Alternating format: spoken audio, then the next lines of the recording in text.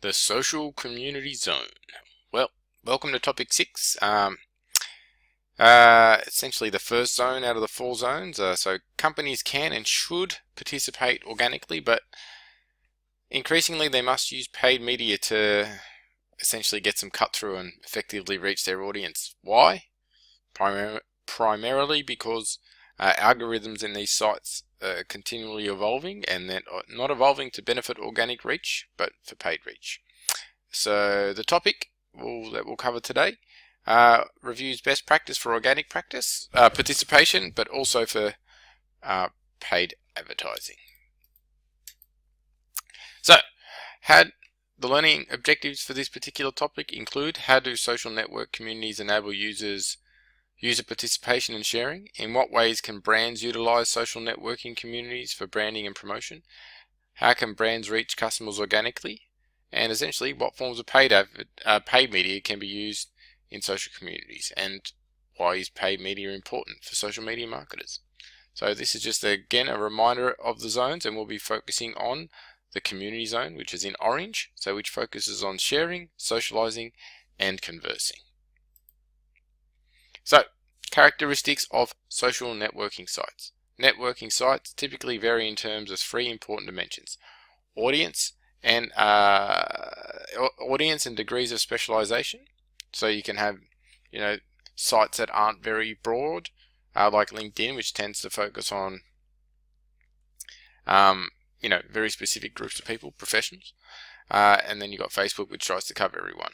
The social objectives that mediate the relationships among members, and then the degree of decentralization or openness. So are they open, or are they highly controlled? They centralized, decentralized? So it's important to understand essentially the level of formality.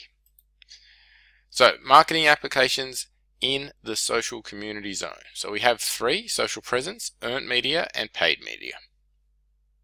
Social presence, some people call this owned media. So this is the media that we have direct control over. So it's your brand site. It's where you post your brand mascot, and your message could be internal messaging or out to the public. Then you've got your earned media. So this is where people who are advocates of your brand, in a sense, speak for you. And then you've got paid media, which are essentially the mechanisms within each of the channels that allow you to communicate a particular message to a group, but you have to pay for it. So we'll go through these in a little bit more detail. So social presence, brands as a relationship node. So brands create a brand profile within a selected network. In this way, they essentially act as a node in that network. So a fan base, friends or followers, is indicated as a brand success is established a known presence within that community. So as we discussed in previous topics, a node is essentially one point within the larger system. Your brand site is essentially another node, and how we assess that is through the network of friends and followers. So determining the brand's social media character. There are 6 or 7 key questions when it comes to determining character. What are the core brand values? What social objects illustrate the value? What has the brand promised? What are the aspirational attitudes? All the way down to what stories bring the brand to life. These are really important questions to reflect on, essentially because they drive not only content, but they actually drive your strategy, and they essentially tap into the main motivations of why people engage in the social community zones. So why people friend brands on social media? Now, interestingly, unsurprisingly really, the main reason is because they've got an interest in the brand.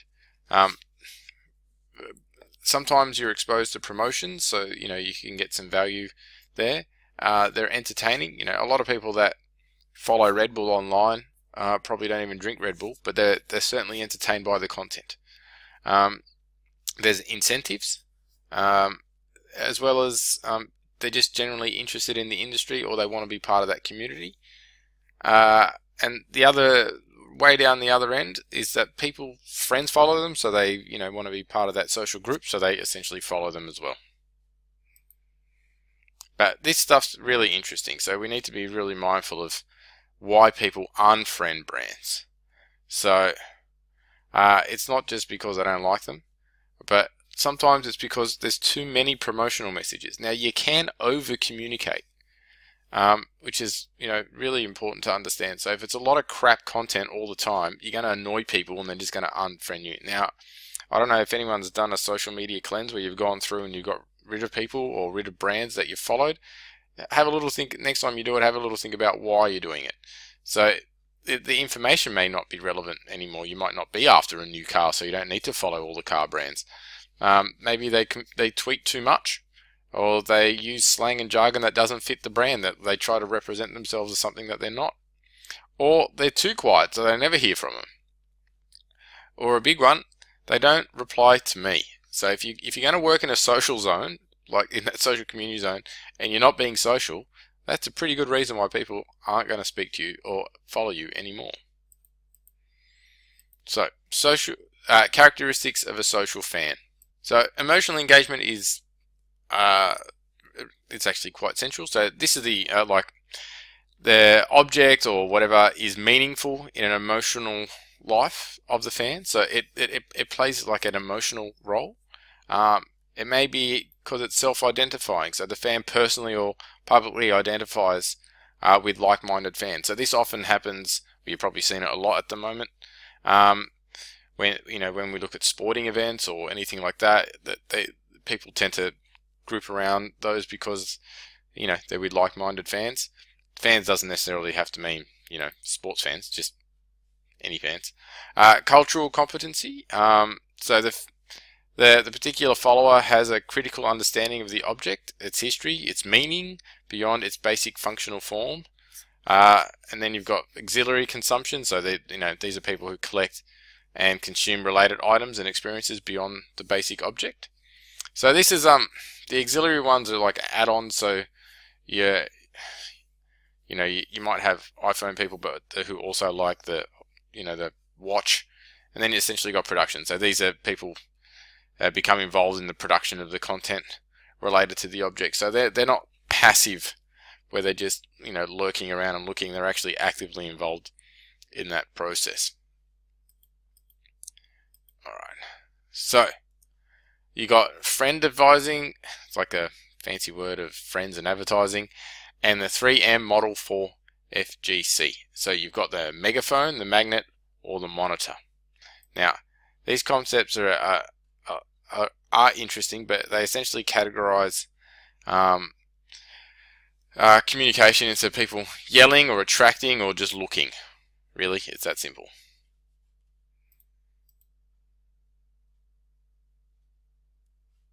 Well, here's an example of like brand talk, but the brand one, first of all, not taking themselves too seriously, but more importantly, embedding themselves in their fans' lives, in their fans' discussions. So I won't read it out because it's a little bit gross, but essentially it demonstrates that Taco Bell has a sense of humor about itself, and but is also willing to put itself out there in a more humorous way. And little things like that work out really well for the brand. So user-generated content, or UGC, is a massive industry, and it's growing. You've got people like Linkfluencer, and there's a few other ones out there that are actually trying to bridge the gap between what user content is and then what the brand can actually utilize for their own campaign. So essentially, campaigns offer a way for brands to invite consumers to engage and interact while they develop shareable content. They're very popular. People like users actually love it because they like to see their brand content shared, but also users like to see other user content. I don't know what motivates that.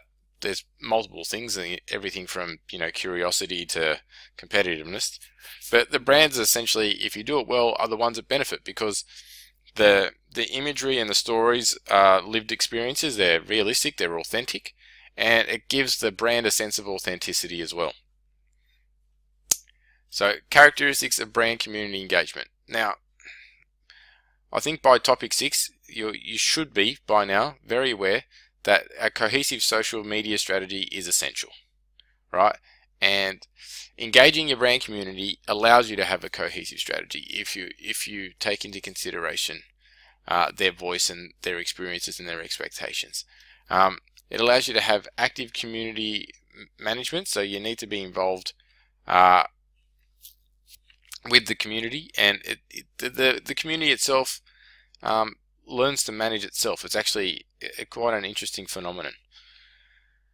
As well as content missions, quality, and storytelling. These are all essential, all the way down to amplification efforts. So when we start to look at the relationship among different types of media, we can start to see that how the owned media works with the earned media, works with the paid media to form this cohesive social channel strategy, right?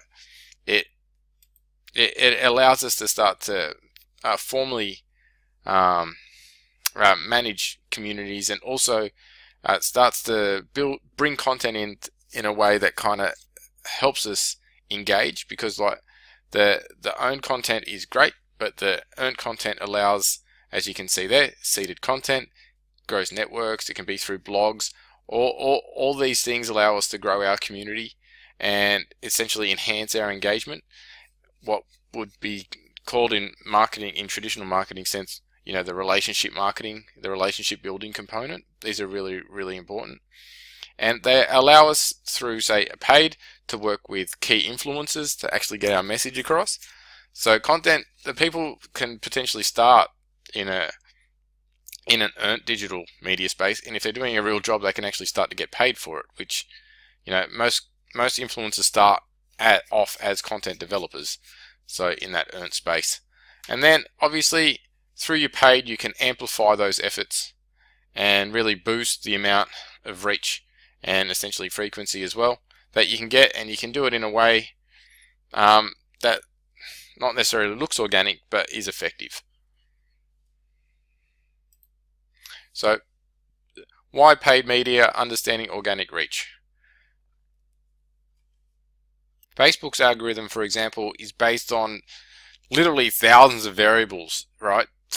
Designed to give you what they would call a relevancy score for each piece of content that you create and use. For marketers, this is actually not great news, right? Because studies suggest that organic reach might only be between like 2 and 15, 16%. So like if we put that into context, say a brand with 1 million followers will only reach about 20,000 fans with each post, right? So not great. So hence why paid media is almost mandatory. And you can't really blame Facebook for it. Well, you can, but they can't expect to host, a fifth of the world's population on their site without recovering some of the costs of running it and actually making a profit. So that's just the system it's in. If we look at that little diagram there, essentially fan pages work on impressions, which then feeds into engagement. Fans seeing the post respond based on post content and type. So the fact that not as many people are seeing it is essentially the reason why you need to pay for content distribution. So social ads are online display ads that incorporate user data in the ad or in the targeting of the ad and enable some form of interaction. So obviously we've got the social engagement level where it contains an ad creative along with options to encourage a viewer to engage in the ad, clickable like, that sort of stuff.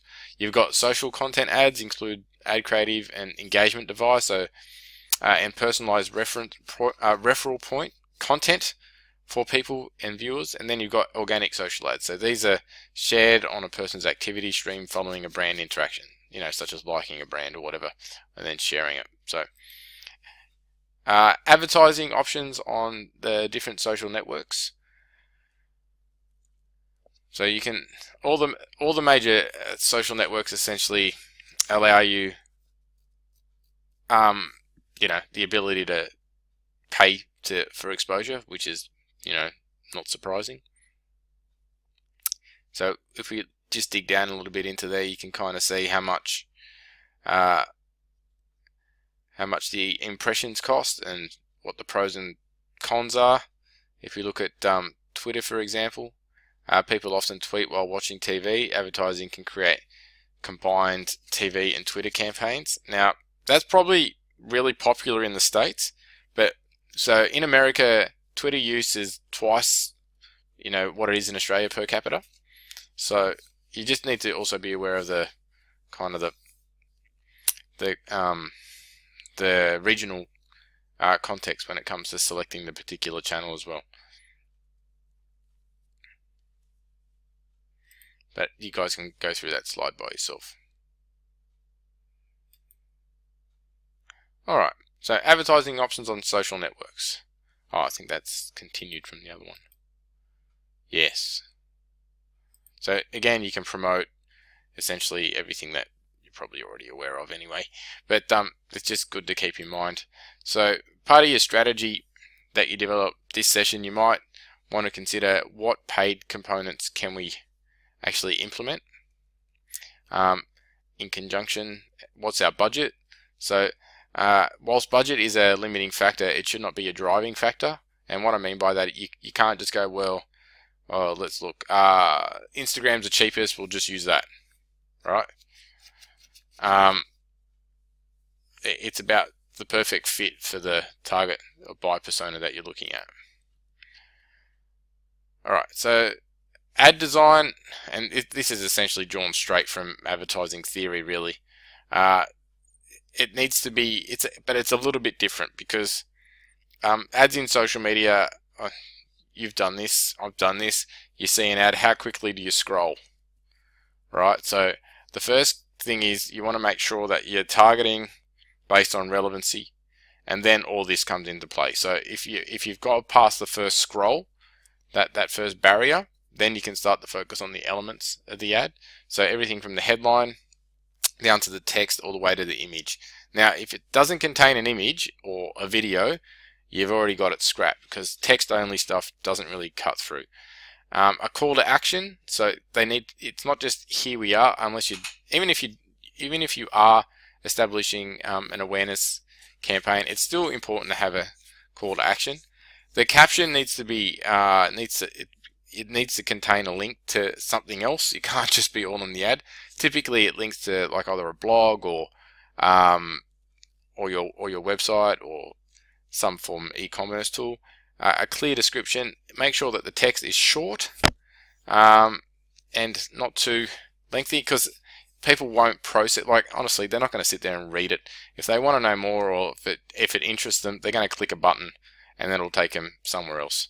So the whole thing is to be captivating. It needs to be aesthetically pleasing, but more importantly, you need to make sure that you're targeting the right people with the ad on the right channel. So no real difference to traditional advertising, except everything's condensed and the effects are amplified. So native advertising is paid advertising based on a form unique to the vehicle within which it is placed. So we can kind of analyze it using the IAB. So we can look at form, function, integration, buy and targeting, and management. So essentially, form's about how does this ad fit with the overall page design? Is it the viewer's activity stream? So is it in line with what they're doing? Function, does the ad function the same as other types of content experience on the site? So you don't want to be homogeneous, or you don't want everything to look the same, but it needs to be functioning similar because people will have expectations. So think of function as meeting user expectations. Integration, how well does the ad match the surrounding content in terms of behavior? Does it mirror the site or doesn't mirror the site? Buying and targeting, is the ad placement targeted or run off network? Is it narrowly targeted or broadly targeted? Now, it depends what type of product you got, what stage you are in your marketing strategy, that you need to think about these things. And essentially, management, is the ad designed for branding or direct response? So it'll fit somewhere along that continuum there, so you need to have a think about that as well. There's one thing I just want to touch on before we finish this. Just want to finish this topic, and it's one question that I like to raise with students and with my clients whenever we're sitting down and work out a live strategy, is How does the placement of a brand's message near other offensive posts influence the audience perception of the brand? Now, it's a really good question, and it's something, as it's got there, it's just a reflective question. There's no definitive answer, but just have a think about it. Like, if you're placing a message next to something that could be potentially upsetting or offensive, how is that going to make your brand look? On that note, I'll leave you to it, and we'll move on to topic 7. Thank you.